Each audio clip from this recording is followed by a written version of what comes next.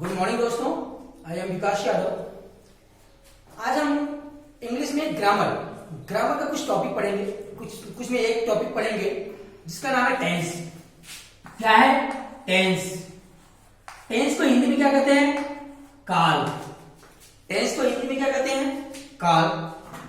अब सबसे पहले हमें कोई टॉपिक पढ़ने से पहले हमें उस टॉपिक के बारे में जानना चाहिए। उसकी परिभाषा क्या होती है, वो कैसे बना है, क्या है, उसके बारे में जानने की आवश्यकता होती है। तो सबसे पहले मैं आपको टेंस को हिंदी में कहते हैं काल। काल का क्या होता है? समय होता है। तो उस समय का परिभाषा मैं आपको बता रहा हूं। समय, जैसे परिभाषा देखो, समय के अनुसार क्रिया के रूप में परिवर्तन को काल कहते हैं।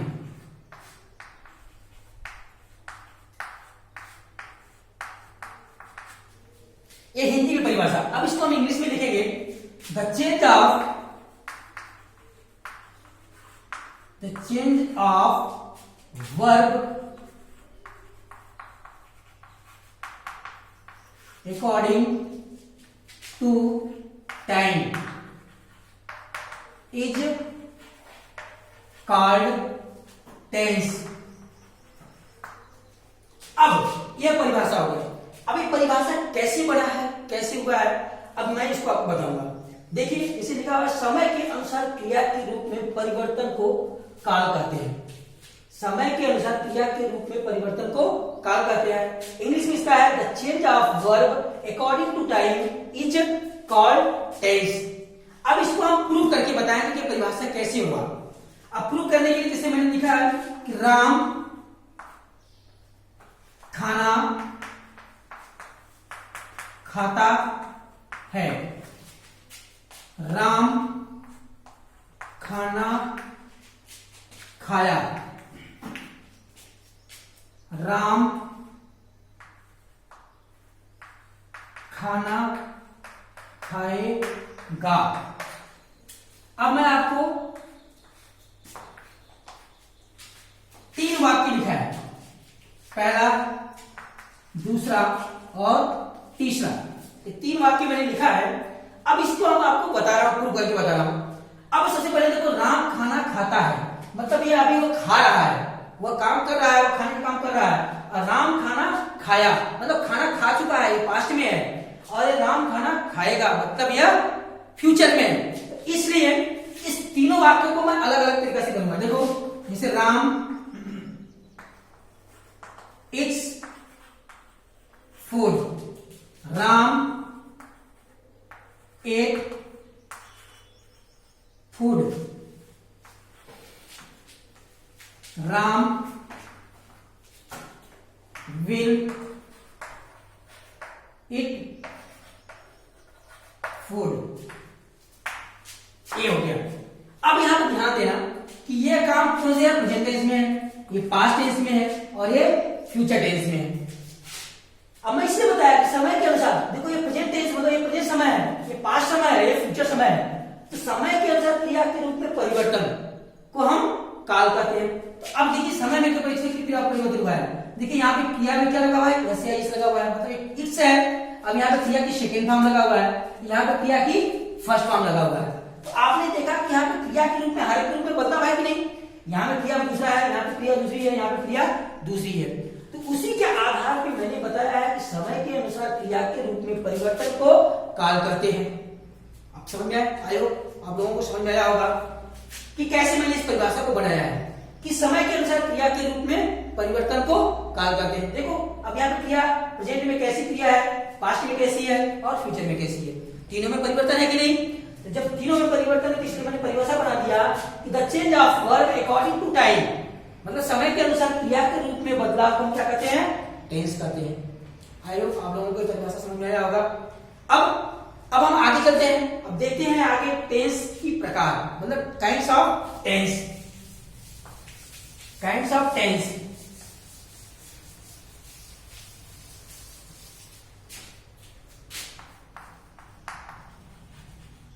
Kinds of tense. Kinds of tense, tense तीन प्रकार का होता है, सबको मालूम है। टेंस तीन प्रकार कौन कौन से? Present tense, past tense and future tense. तो इसको हम ग्राफ के माध्यम से देख लेते हैं। पहला है प्रेजेंट, पास्ट, फ्यूचर, ये तीन टेंस हो गए। अब ये तो टेंस के प्रकार है, लेकिन इनके भी कई पार्ट होते हैं, इनके भी चार चार पार्ट, चार इसके होते, चार इसके होते, चार इसके होते हैं। अब वो चार कौन से होते हैं उसको देखो आप। पहला है प्रेजेंट इंडेफिनिट, दूसरा है प्रेजेंट कंटिन्यूअस, तीसरा है प्रेजेंट परफेक्ट, चौथा है प्रेजेंट परफेक्ट कंटिन्यूअस। ऐसे ही पास्ट के भी होते हैं चार, past indefinite, past continuous, past perfect, past perfect continuous. ऐसे ही फ्यूचर के होते हैं, future indefinite, future continuous, future perfect, future perfect continuous. ये चार हो गए। अब आपने देखा tense, kinds of tense, tense कितने प्रकार का होता है? तीन, प्रेजेंट, पास्ट एंड फ्यूचर। अब हर एक के चार चार भाग होते हैं, present indefinite, present continuous, present perfect, present perfect continuous. Same ऐसे ही पास्ट के होते हैं, past indefinite, past continuous, past perfect, past perfect continuous. ऐसे ही future indefinite, future continuous, future perfect, future perfect continuous. ये चार चार भाग हो गए, तीन हो गए, तो टोटल कितने हो गए? 12। कितने टेस्ट हो गए? 12। अब आपको 12 टेस्ट पढ़ना है। कितने टेस्ट पढ़ना है? 12। 12 टेस्ट पढ़ना है, तो 12 में सबसे पहले हम क्या पढ़ेंगे? Present indefinite. अब हम इसको डालते हैं।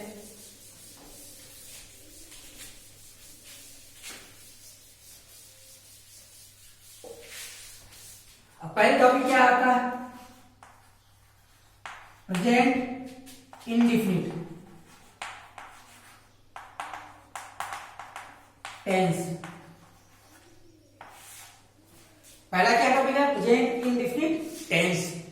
अब सबसे पहले इस टॉपिक को पढ़ने से पहले हमें यह पता करना है कि इसकी हम पहचान कैसे करेंगे, इसको हम कैसे हल करेंगे, सॉल्व करेंगे। तो सबसे पहले इसकी पहचान है कि हिंदी वाक्य के अंत में,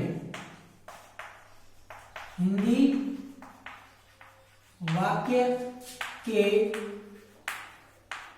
अंत में ता है, ती है, ते हैं, ता हूं इत्यादि। इसकी पहचान कैसे करेंगे? हिंदी वाक्य के अंत में क्या आएगा? ता है, ती है, ते है, ता हो इत्यादि सब। अब इसमें भी हम सबसे पहले क्या पढ़ेंगे? अफर्मेटिव। इसमें भी चार होते हैं, affirmative, negative, interrogative, interrogative and negative, चार होते हैं। सबसे पहले हम क्या पढ़ेंगे? अफर्मेटिव।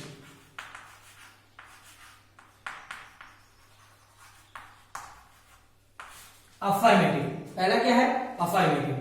अब अफर्मेटिव का जब हम भी ट्रांसलेट करेंगे इंग्लिश में, तो सबसे पहले हमें उसका फार्मूला मालूम होना चाहिए। क्या होना चाहिए? फार्मूला। तो सबसे पहले क्या होता है? सब्जेक्ट, इसके बाद वर्ब की फर्स्ट फॉर्म में यस या यस, इसके बाद ऑब्जेक्ट, उसके बाद अदर। ये सब्जेक्ट, वर्ब की फर्स्ट फॉर्म में यस या यस, ऑब्जेक्ट प्लस अदर। ये वाक्य जैसे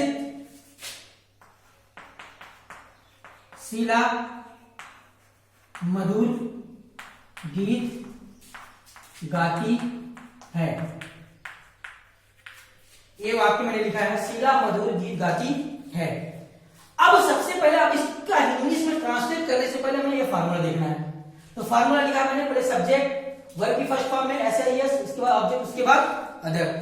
तो सबसे पहले हमें इस फार्मूला को हमको पता करना है कैसे बना है, क्या है। तो सबसे पहले हमें सब्जेक्ट ढूंढना है। सबसे पहले क्या है, सब्जेक्ट। तो सब्जेक्ट किसे कहते हैं, अब वाक्य में हम ढूंढेंगे कैसे सब्जेक्ट, कैसे पता करेंगे सब्जेक्ट कौन सा है। तो उसके लिए हमें सबसे पहले इसको जानना जरूरी है।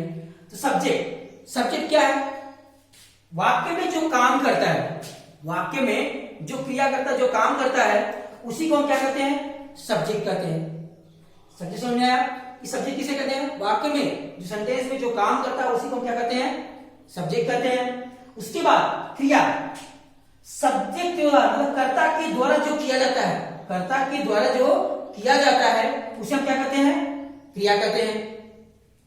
अब ऑब्जेक्ट, कर्ता और क्रिया का जिसके ऊपर प्रभाव पड़ता है, कर्ता और क्रिया का जिसके ऊपर प्रभाव पड़ता है उसे हम क्या कहते हैं, ऑब्जेक्ट कहते हैं।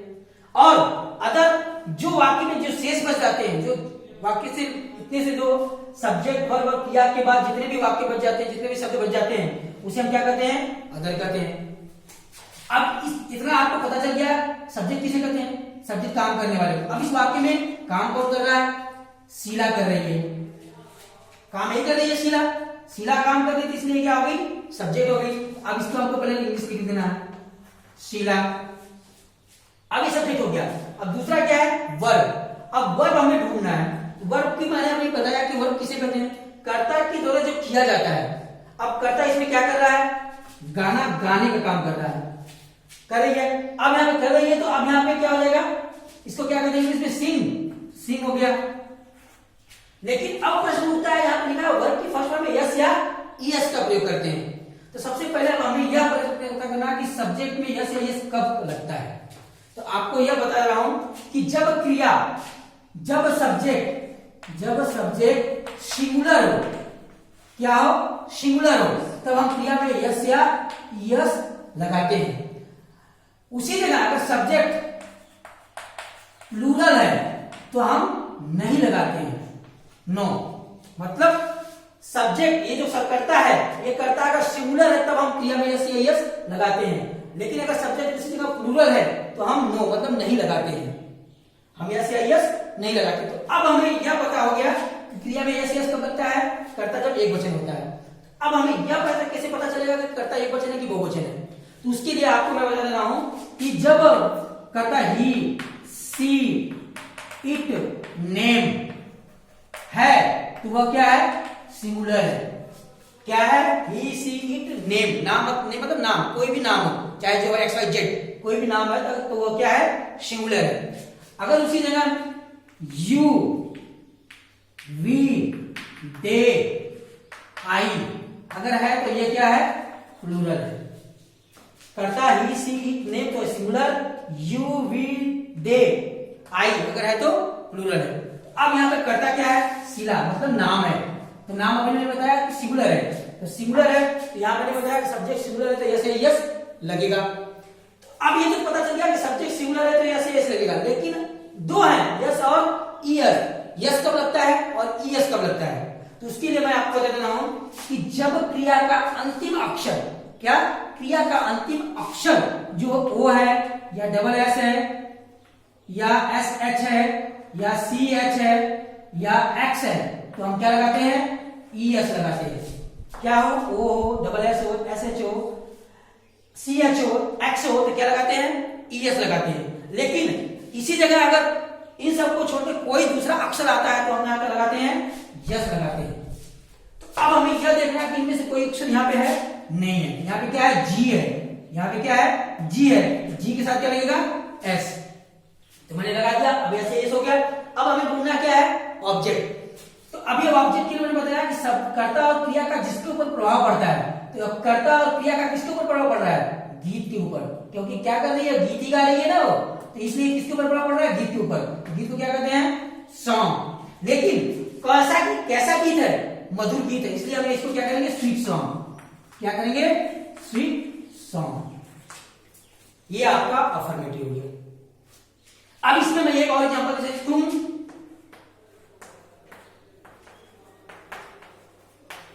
क्रिकेट खेलते हो, तुम क्रिकेट खेलते हो। अब ये बात है, अब यहां पर सब्जेक्ट सिंगुलर था लेकिन यू, यहां पर तुम यू है, यू प्लूरल है, उसके लिए हम क्या करेंगे, यू प्ले क्रिकेट। अब यहाँ पे हम यस या यस क्यों नहीं लगाया, क्योंकि यहाँ पे कर्ता क्या है, बहुवचन है, इसलिए क्रिया में यस या यस नहीं लगेगा। उस जो क्रिया की जो अवस्था होती है उसको हम जो का क्यों लिख देते हैं, इसमें कोई हम बदलाव नहीं करते हैं। तो आपने अभी देखा दो वाक्य मैंने बताया, एक सिंगुलर का और एक प्लूरल का बता दिया। तो अब ये था आपका अफर्मेटिव। आई होप आप लोगों को अफर्मेटिव समझ में आया होगा। तो आज की वीडियो में इतना ही, अगला जो है नेगेटिव को अगले वीडियो में हम पढ़ाएंगे। Thank you.